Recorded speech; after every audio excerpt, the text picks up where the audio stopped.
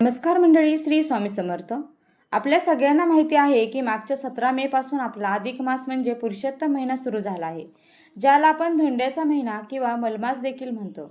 पण बघा, बघता बघता आता हा महिना संपत आलाय. शेवटचे जेमतेम 9 दिवस बाकी आहेत आणि येत्या 15 जूनला अधिक मासाची अमावस्या आहे आणि हा महिना देखील संपणार आहे. महत्त्वाची गोष्ट म्हणजे हा योग आता थेट 3 वर्षानंतर म्हणजे 33 महिन्यांनी येणार आहे. त्यामुळे हे 9 दिवस आपले पुण्य वाढवण्यासाठी खूप खूप महत्त्वाचे आहेत. पद्मपुराण, स्कंदपुराण, नारद पुराण आणि या सगळ्यांमध्ये अधिक मासाचे महत्त्व वर्णन करण्यात आलेले आहे. या महिन्यात केलेले जप, दान, व्रत, पारायण, भगवंताचे स्मरण या सगळ्या गोष्टींचे पुण्य अधिक पटीने मिळत असतं. हेही आता तुम्हाला माहिती झालंच असेल. पण जी गोष्ट तुम्हाला माहिती नसेल ती म्हणजे अधिक महिन्याच्या शेवटच्या 5 दिवसांचे महत्त्व. कोणत्याही पवित्र कालखंडाचा जो शेवटचा भाग असतो ना, तर तो अधिक फलदायी मानला जातो. जसं नवरात्रीचा 9वा दिवस असेल, श्रावणाचा शेवटचा सोमवार असेल किंवा कार्तिक महिन्याचे शेवटचे काही दिवस, त्याचप्रमाणे अधिक महिन्याचे शेवटचे हे दिवस आध्यात्मिक साधनेसाठी अत्यंत महत्त्वाचे मानले जातात. आणि याविषयीची संपूर्ण माहिती आपण या आजच्या व्हिडिओमध्ये जाणून घेणार आहोत. त्यामुळे व्हिडिओ स्किप न करता शेवटपर्यंत नक्की पहा. बघा, भविष्यात काय लिहिलंय हे आपल्याला माहीत नाही, पण आज आपल्या हातात जे दिवस आहेत त्याचं आपण सोनं करू शकतो. या दिवसात तुम्ही केलेल्या सेवेचं लाख पटीने फळ तुम्हाला मिळू शकतं. उरलेल्या शेवटच्या दिवसातील महत्त्वाचे मुहूर्त कोणते व या शेवटच्या दिवसामध्ये खूप मोठे आणि पवित्र योग येत आहेत आणि ते आता आपण जाणून घेऊयात. बघा, 7 जून भानुसप्तमी आहे, 8 जूनला आहे कालाष्टमी म्हणजे दुर्गाष्टमी, 11 जूनला आहे कमला एकादशी. बघा, हा दिवस अजिबात चुकवायचा नाहीये. 12 जून प्रदोष, 13 जून आहे शिवरात्री आणि 14 व 15 जूनला आहे दर्शामुषा आणि अधिक मास समाप्ती. तर बघा, वेळ नसेल तरी वेळ काढून या सेवा नक्की करा, कारण या सेवा तुम्ही 3 वर्षानंतर परत करण्याचा योग हा येणार आहे. नंबर 1, सगळ्यात पहिली गोष्ट तर 11 तारखेला आहे अधिक महिन्यातील दुसरी एकादशी. लक्षात घ्या, पूर्ण महिनाभर ज्यांना काही करायला जमलं नाही त्यांनी अधिक महिन्यातील एकादशी ही सोडू नये. तुम्हाला बाकीच्या दिवसात काहीच नाही जमलं तरी 11 जूनला येणाऱ्या कमला एकादशीचा उपवास आवर्जून करावा. हा योग 3 वर्षातून एकदाच येतो. अधिक महिन्यातल्या एकादशीच्या दिवशी काहीतरी साधना, उपासना, उपवास करावाच, कारण अधिक महिना मुळातच भगवान श्रीहरी विष्णूंना समर्पित आहे. एकादशी तिथी सुद्धा विष्णूंना समर्पित असलेली तिथी आहे आणि त्यामुळे या तिथीचं महात्म्य खूप मोठं आहे. आणि म्हणून जरी पूर्ण अधिक महिना काही करायला नाही जमलं तरी अधिक महिन्यातली एकादशी सोडू नये. या दिवशी उपवास करावा. उपवास करायला नसेल जमत तर भगवान श्रीहरी विष्णूंच्या मंत्राचा जप करणे किंवा विष्णू सहस्रनाम असेल, हरिपाठ असेल, या प्रकारची स्तोत्र म्हणणे या एकादशीला नक्की नक्की करावं. एकादशीच्या दिवशी काय करायचं, सकाळी लवकर उठायचं आहे. या दिवशी विष्णू भगवान किंवा बाळकृष्णांच्या मूर्तीवरती अभिषेक करावा. त्याचबरोबर तुमच्या घरात पांडुरंगांची मूर्ती असेल, पांडुरंगांचा फोटो असेल तर विष्णू रूपच आहे आणि त्यामुळे अर्थातच पांडुरंगांची देखील पूजा करायची आहे. पांडुरंगांच्या पूजेमध्ये पिवळी फुलं आणि तुळस पांडुरंगाला अर्पण करायचे आहे. जसं आपण नेहमी पांडुरंगाची पूजा करतो ना, हळदी, कुंकू, अक्षदा, फुले, पंचामृत स्नान या सगळ्या गोष्टी करायच्या आहेत आणि मन लावून पूजा करायची. सकाळी करा किंवा संध्याकाळी करा, जसं तुम्हाला वेळ मिळेल तशी करा. तसेच एका बैठकीत जमलं तर संक्षिप्त भागवताचं पारायण करा. ही अतिशय उच्च कोटीची सेवा मानली जाते. नंबर 2, अधिक मासामध्ये जावायला एक दिवा, त्याचबरोबर आपोपदान करण्याची पद्धत आहे. आपोप म्हणजे जाळीदार पदार्थ, उदाहरणार्थ अनारसे असतील, बत्ताशे असतील, मैसूर पाक असेल. वेदकाळात सुद्धा या आपोपाचं वर्णन केलेलं आहे. गहू किंवा तांदळाच्या पिठात तूप किंवा गूळ मिसळून केलेला विशेष पदार्थ म्हणजे आपोप, ज्याला आपण अनारसा सुद्धा म्हणतो. अधिक मासामध्ये 33 अनारशाचा नैवेद्य विष्णूंना आपण अर्पण करायचा असतो. तुम्ही जर अजूनपर्यंत श्रीहरी विष्णूंना आणि माता लक्ष्मीला 33 अनारशाचा नैवेद्य किंवा 33 जाळीदार पदार्थाचा नैवेद्य दाखवलेला नसेल तर तो नक्की दाखवावा, जेणेकरून श्रीहरी विष्णूंना तुमच्याकडून आपोपदान हे केलं जाईल. नंबर 3, अधिक मासामध्ये दीपदान करण्याला अतिशय महत्त्व आहे. तुमच्यापैकी अजून कोणीच दीपदान केलं नसेल तर जोपर्यंत अधिक मास आहे तोपर्यंत एकदा का होईना तुम्ही 33 दिवे बनवू शकता. गव्हाचं पीठ मळायचं, त्यामध्ये मीठ वगैरे न टाकता हवं तर तुम्ही त्या पिठामध्ये थोडीशी हळद मिक्स केली तरी सुद्धा चालेल, म्हणजे जेणेकरून पिवळसर ते दिवे दिसतील आणि हे 33 दिवे प्रज्वलित करू शकता. शक्यतो श्रीहरी विष्णूंच्या पूजेमध्ये तुपाची फुलवात लावली जाते, पण तूप नसेल तर तेलाची जोडवात लावून तुम्ही हे दिवे श्रीहरी विष्णूंचा फोटो, मूर्ती जिथे असेल तिथे किंवा वेगवेगळ्या रूपात असेल, श्रीकृष्णांचं मंदिर असेल, प्रत्यक्ष विष्णूंचं मंदिर असेल, शालिग्राम देवतेचं मंदिर असेल तर तुम्ही नक्कीच तिथे दिवे हे लावू शकता किंवा मग बाहेर तुळशीजवळ सुद्धा तुम्ही हे 33 दिवे लावता येतील. ज्यांना पिठाचे 33 दिवे बनवणे शक्य होणार नाही त्यांना 2 पंत्यांमध्ये सुद्धा 33 दिवे लावता येतील. तर त्यासाठी तुम्हाला कच्च्या सुताचा दोरा लागणार आहे. जो दोरा अगदी सहजपणे तुटतो अशा कच्च्या सुताचा धागा म्हणजे दोरा तुम्हाला घ्यायचा आहे. आपल्या हाताची जी 4 बोटं असतात, अंगठा सोडून इतर 4 बोटे, तर या 4 बोटांच्या भोवती एक फेरा असे एकूण तुम्हाला 16.5 फेरे मारायचे आहेत. अधिक 16.5 फेऱ्यांच्या 2 वाती तुम्हाला बनवायच्या आहेत. म्हणजे या दोन्ही मिळून 33 फेरे तयार होतील आणि अशा 2 पंथ्या मंदिरात किंवा तुमच्या घरी बाळकृष्णांचा फोटो असेल, मूर्ती तुमच्या देवघरात असेल तर तिथे तुम्ही या 2 पंथ्या लावायच्या आहे किंवा मग एक पंथी तुमच्या देवघराजवळ, एक पंथी तुमच्या घराच्या मुख्य दरवाज्यात किंवा मग दोन्ही पंथ्या तुळशीजवळ. तर तुम्हाला यापैकी जे योग्य वाटेल ते तुम्ही करू शकता. तर ज्यांना 33 दिवे बनवता येणार नाही त्यांच्यासाठी सुद्धा मी एक सोपा पर्याय इथे सांगितलेला आहे. नंबर 4, बघा ज्या घरी तुळशीचं रोप सतत सुकत असेल किंवा मग ज्यांना नवीन तुळशीचं रोप लावायचं असेल तर त्यांनी आवर्जून या महिन्यात तुळशीचं रोप नक्की लावावं आणि जेव्हा कधी कार्तिकी एकादशी येईल तेव्हा तुम्ही तुळशीचा विवाह लावायला विसरू नका. तर अधिक मासामध्ये तुळशीचं झाड लावणं अतिशय शुभ मानलं जातं.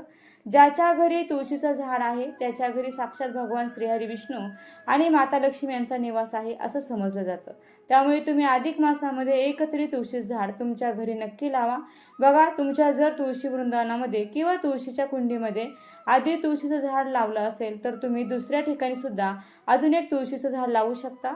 त्यामुळे काय होईल, जेव्हा जेव्हा तुम्हाला तुळशीच्या पानांची गरज पडेल त्यावेळी तुम्ही पूजेच्या तुळशीचा वापर न करता तुम्ही या तुळशीची पानं पूजेसाठी वापरू शकता. नंबर 5, त्याचबरोबर आपल्या कुलदैवताची किंवा कुलदेवीची सेवा होणे सुद्धा तितकंच महत्त्वाचं असतं. कारण आपल्या घराण्याचे जे कुलदैवत असतं किंवा कुलदेवी असते ती आपल्या घराचं रक्षण करण्याचं काम करते. त्यामुळे त्यांना विसरून चालत नाही. तुमच्यापैकी अजून कोणी कुलदेवीची ओटी भरलेली नसेल तर नक्की भरा. घरच्या घरी तुम्ही तुमच्या देवघरामध्ये कुलदेवीची स्थापना केलेली असेल तर तुम्ही घरच्या घरी सुद्धा कुलदेवीची ओटी ही भरू शकता. तुम्ही कुलदेवीच्या ओटीमध्ये जे काही खण, नारळ, साडी, तांदूळ जे काही त्या ओटीमध्ये ठेवलेलं असेल तर त्या ओटीतलं साहित्य तुम्ही स्वतः वापरू शकता. तुम्ही साडी, ब्लाऊज पीस घेऊ शकता आणि नंतर तुम्ही ते साहित्य स्वतः वापरले तरी सुद्धा चालेल. किंवा मग बाहेरची एखादी सवासण स्त्री म्हणजे दुसऱ्या कुळातली एखादी सुवासन स्त्री बोलवून सुद्धा तुम्ही तिची ओटी ही भरू शकता. म्हणजे ती ओटी तिला देऊ शकता किंवा मग देवीच्या मंदिरात सुद्धा तुम्हाला ती ओटी भरता येईल. मंदिरात जर तुम्ही ओटी भरली नसेल मग दुसऱ्या देवीचं मंदिर असेल तर कुलदेवीची ओटी तुम्ही दुसऱ्या एखाद्या देवीच्या मंदिरात नेऊन ठेवली तरी सुद्धा चालेल. तर असे भरपूर पर्याय आहेत, पण तुम्ही आठवणीने कुलदेवीची ओटी ही नक्की भरा. आता अजून एक शुक्रवार येईल किंवा मंगळवार सुद्धा येईल तर त्या दिवशी सुद्धा तुम्ही ओटी ही भरू शकता. अष्टमी, नवमी या तिथीला देखील तुम्ही ओटी भरू शकता. आणि ज्या दिवशी तुम्ही ओटी भराल त्या दिवशी तुम्हाला अजून एक काम करायचं आहे. कुलदेवीसाठी तुम्हाला आरत्या लावायच्या आहेत. जसा आपण नवरात्रीमध्ये पुरणाच्या आरत्या लावतो तर एक तर तुम्ही पुरण शिजवून त्याच्यात तुपाच्या वाती ठेवून आरत्या लावू शकता किंवा मग पिठाच्या म्हणजेच पीठ मळून सुद्धा तुम्हाला त्यामध्ये आरत्या लावता येतील. तर एक तर तुम्ही 33 आरत्या लावू शकता किंवा 11 किंवा मग देवी अष्टभुजा असते तर 8 आरत्या किंवा मग नवमीच्या दिवशी लावू शकतो. म्हणजेच 9 आरत्या. म्हणजेच एक तर 8, 9, 11, 33 या संख्येमध्ये तुम्ही आरत्या लावू शकता. तर तुम्हाला डायरेक्ट 33 दिवे किंवा पूर्णाचे 33 दिवे किंवा बनवण्याची गरज नाही. तुम्हाला फक्त पीठ जे असेल तर ते पसरवून घ्यायचं आहे. त्यामध्ये बोटाने हलकासा खड्डा करायचा आहे जसे की त्यामध्ये आपल्याला फुलवात ठेवता येईल आणि मग यामध्ये तुम्हाला फुलवाती लावायच्या आहेत आणि अशा पद्धतीने तुम्ही आरत्या लावू शकता. जेव्हा तुम्ही घरामध्ये असं कराल तर नंतर हे पीठ जे आहे ते तुम्ही गाईला खाऊ घालू शकता किंवा एखाद्या झाडाखाली विसर्जित करू शकता. त्याचबरोबर आपले जे कुलदैवत असतं म्हणजे पुरुष देवता त्यांची काय सेवा करायची हे मी तुम्हाला सांगते. तुमचे कुलदेवीचं खंडोबा महाराज असतील तर त्यांचा जो वार असतो तो रविवार असतो. अजून एक रविवार येईल उद्याच्या दिवशी आणि मग रविवारच्या दिवशी न जमल्यास अधिक मास जोपर्यंत आहे तोपर्यंत कोणत्याही एका दिवशी तुम्ही तुमच्या कुलदैवताची सुद्धा सेवा करायची आहे. खंडोबा महाराजांना भरीत भाकरीचा नैवेद्य अतिशय प्रिय आहे तर तो नैवेद्य सुद्धा तुम्ही त्यांना अर्पण करू शकता. अगदी घरच्या घरी खंडोबा महाराजांच्या नावाने तळी भरली आणि भरीत भाकरीचा नैवेद्य केला तरीसुद्धा पुरेसा आहे, तर नक्की करा. आणि या अधिक मासामध्ये आपल्या कुलदेवीची व कुलदैवताची सेवा म्हणून आपण दुर्गा सप्तशती ग्रंथाचं पारायण, त्याचप्रमाणे श्री मल्हारी सप्तशतीचे पारायण तुम्ही नक्की करावं. नंबर 6, तुमच्यापैकी ज्यांनी ज्यांनी गोपद्म किंवा स्वस्तिक व्रत केलेलं असेल किंवा कोणतेही अधिक महिन्यातील व्रत केलं असेल तर त्यांनी आठवणीने 15 जून 2026ला म्हणजे सोमवारी अधिक मास अमावस्येच्या दिवशी त्याचं उद्यापन करायचं आहे. उद्यापन कसं करायचं किंवा उद्यापनामध्ये काय वस्तू द्यायच्या या सगळ्या गोष्टींची माहिती मी तुम्हाला त्या व्रताच्या व्हिडिओमध्ये दिलेली आहे. आता फक्त मी तुम्हाला आठवण करून देत आहे. नंबर 7, अधिक मासामध्ये आपल्या आईची ओटी भरण्याला अतिशय महत्त्व आहे. तुमच्यापैकी ज्यांनी अजून आपल्या आईची ओटी भरली नसेल त्यांनी नक्की भरावी. आणि जर आई नसेल तर आईऐवजी तुम्ही तुमच्या बहिणीची, काकूची, मावशीची ओटी देखील अवश्य भरू शकता. नंबर 8, अधिक मासामध्ये आपली जुनी जोडवी देऊन नवीन जोडवी घेण्याला किंवा मग जोडवी वाढवण्याला अतिशय महत्त्व असतं. तर तुमच्यापैकी ज्यांनी अजून आपल्या पायातली जोडवी बदलली नसतील तर नक्कीच ती बदलून घ्या किंवा मग जोडवी देऊन अजून थोडीफार पैसे देऊन तुम्ही त्याचे नवीन जोडवे तयार करून घेऊ शकता. जोडवी जी आहे ती चांदीची असतात, त्यामुळे काय होतं, आपला जो शुक्रग्रह आहे तो मजबूत राहतो. त्याचबरोबर जोडवी सौभाग्याचं प्रतीक आहे आणि त्यामुळे तुम्ही जोडवी अधिक महिन्यामध्ये नक्कीच बदलून घ्या आणि ही संधी तुम्ही सोडू नका. परत तुम्हाला डायरेक्ट 33 महिन्यांनी जेव्हा धोंडा येईल तेव्हाच हे सगळं करायला मिळेल, तर नक्कीच तुम्ही हे करू शकता. आणि ज्यांनी कोणी जोडवी आधी केलेली आहेत, नुकतीच केलेल्या आहेत आणि मग बदलण्याची इच्छा होत नाही तर त्यांनी चांदीची काही का होईना एखादी वस्तू या महिन्यामध्ये विकत घेतली तरीसुद्धा चालेल. नंबर 9, दान कसं करावं. बघा, ज्यांच्याकडे आधीच सगळं आहे त्यांना देऊन काय फायदा नाही, गरजवंताला दान करा. त्याचप्रमाणे गाईला 33 धोंडे बनवून खायला घालू शकता. बघा, खूप पुण्याचं काम आहे हे. 33 धोंडे बनवताना अगदी सुपारी एवढ्या आकाराचे छोटे छोटे बनवून आपण ते गाईला 33 धोंडे दान करू शकतो, म्हणजेच खायला घालू शकतो. त्याचप्रमाणे नदीला देखील आपण दीपदान करू शकतो. त्याचप्रमाणे रोज विष्णू सहस्रनाम स्तोत्र किंवा व्यंकटेश स्तोत्र वाचा. ओम नमो भगवते वासुदेवाय मंत्र जप चालू ठेवा.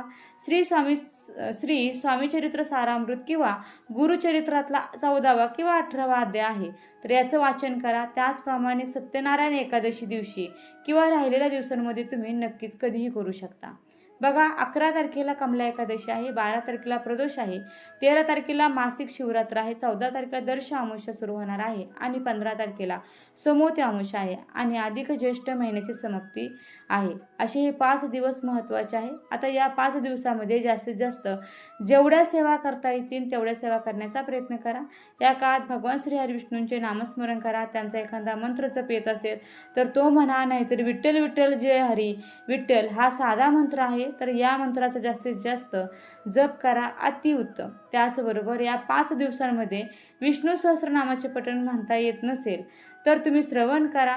त्याचप्रमाणे भगवद्गीतेच्या 15व्या अध्यायाचं वाचन करणं किंवा कमीत कमी ऐकणं, तुळशीला मनापासून पाणी अर्पण करणं, तुळशी मातेची पूजा करणं, अन्नदान, गरजूंना मदत, संध्याकाळच्या वेळेला तुपाचा दिवा देवाजवळ लावणं, तुळशीजवळ लावणं, त्याचबरोबर रामकृष्ण हरी या मंत्राचा जप करणं, या अगदी साध्या सोप्या सेवा आहेत. सगळ्या तुम्हाला करायच्या आहेत असं नाही. यातली कुठली एक गोष्ट जरी करायला जमली तरी या शेवटच्या 5 दिवसांमध्ये नक्की करा. अधिक महिन्याचं महात्म्य राहिलं असेल तर तुम्ही त्याचं देखील वाचन किंवा श्रवण करू शकता. तर बघा, सेवा करताना एक गोष्ट लक्षात ठेवा, मन पवित्र आणि देवावर पूर्ण श्रद्धा हवी. एकट्याने सगळ्या सेवा न घेता घरातील सगळ्या सदस्यांना थोडी थोडी सेवा वाटून द्या, म्हणजे संपूर्ण कुटुंबाला त्याचं पुण्य मिळेल.